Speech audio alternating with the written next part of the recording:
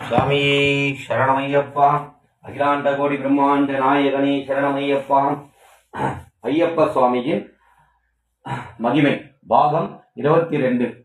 பார்த்தீங்கன்னா, ஐயப்ப குருவா ஆக்கணம் முதல் நாள் முதலிருந்து நம்ம வீட்டில் பூஜை பண்ண சொல்லி எல்லாமே அவரே வழி செய்கிறார். பூஜைக்கு உண்டான இது எல்லாத்தையும் பகவானே வழி செய்கிறார். பாருங்க, 35 பேர்லேருந்து 45 ஆச்சு, 55 ஆச்சு, இன்னைக்கு 100 பேர், 150 பேர், 250 பேர், 300 பேர், இன்னைக்கு 500 பேர் வரைக்கும் அன்னதானம் நடக்குது.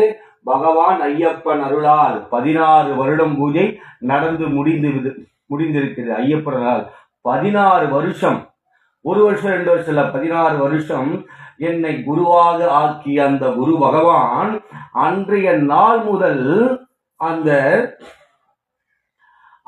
அன்னத்தை பூஜையை செய்து பல பேருக்கு, பூஜைக்கு வந்தவருக்கு எல்லாருக்கும் அன்னதானத்தை கொடுக்க சொல்லியிருக்காரு பகவான் ஐயப்பன். இன்னைக்கு அந்த 500 பேருக்கும் அன்னதானம் நடக்குது.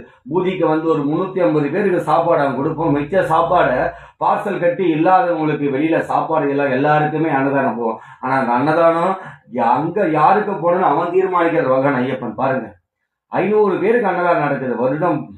வருஷம் நடக்குது. பாருங்க, பகவான் ஐயப்பனால் 30 பேருக்கு உணவு அன்னதானம் ஸ்டார்ட் பண்ணி 500 பேர் நடக்குதுன்னா ஐயப்பன் அருளால். அதனால அந்த புண்ணியத்துக்கு உண்டான நான் மட்டும் இல்லை, இந்த பூஜைக்கு அத்தனை பேரும் வந்து காசு கொடுத்துருக்காங்க. அவங்க எல்லாருமே ஐயப்பன் அருளால் எந்த ஒரு குறை இல்லாம நீருடைய சந்தோஷ காலம் வாழணும். அதான் என்னைக்குமே பிரார்த்திக்குவேன். ஏன்னா பாத்தீங்கன்னா, அவரு அன்னதான பிரபு பாத்தீங்கன்னா எல்லார்கிட்டையும் காசு வாங்க மாட்டார் பகவான் ஐயப்பன். அவன் பூஜைக்கு யாருக்கிட்ட காசு வாங்கணும், யாருக்கிட்ட போகணும், அந்த அன்னதானத்துக்கு உண்டான எல்லாத்தையுமே வந்து பகவான் தான் தீர்மானிக்கிறான். நான் தீர்மானிக்கிறது இல்லை. அந்த அன்னதானத்துக்கு உண்டானது அந்த நல்ல மனிதர்கள் இதயத்துல புகுந்து பகவான் ஐயப்பன் இங்க மணிகண்ட பூஜை பண்ண போறான், எனக்கு அந்த பூஜைக்கு உங்க கையிலேருந்து காசு வரணும்னு பகவான் ஐயப்பன் தீர்மானிக்கிறான். பாருங்க, என்ன ஒரு மகிமையின் வடிவம் பாருங்க. ஒண்ணுமே இல்லாத ஜீரோவா. எங்கள் அப்பா எனக்கு 10 ரூபாய் சேர்த்து வைக்கல, நானும் எனக்கு சேர்த்து வச்சிக்கல. நான் சேர்த்து வச்ச சொத்து வைக்கிறான் கோடீஸ்வரர், லட்சாதிபதி கோடீஸ்வராக எல்லாத்தையும் செய்து முடிக்க வைக்கிறான். பாரு, எல்லாரையும் ஆச்சரியப்பட வைக்கிறான். இவனால எப்படி முடியுது அப்படின்ட்டு. என்னால முடியல. எதை முடிக்க வைக்கிறதும் அவனே, ஆட்டி வைக்கிறதும் அவனே, சர்வமும் அவனே, சகலவும் ஐயனே, என் பரமாத்மாவே. பாருங்க, அவன் மகிமையை பாருங்க.